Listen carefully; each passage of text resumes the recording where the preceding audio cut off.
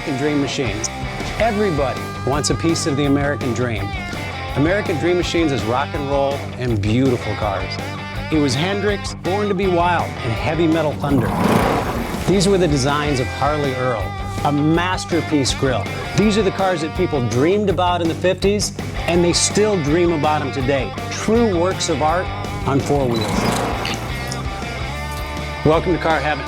The quality of our cars every year gets better and better, and this 4,000 square foot studio tells no lies. American Dream Machines was inspired by the fire-breathing big block designs of Duntop and Bill Mitchell. These were the baddest cars in 1967.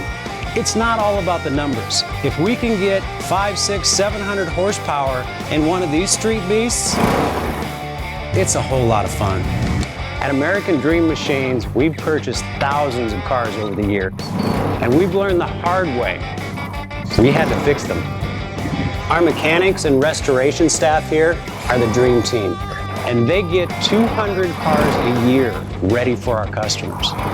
Yes, I love that. American Dream Machines opened our doors in 2003.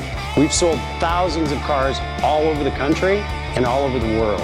We have beautiful cars here, and you should own one. So you want to drive the Buick in the back?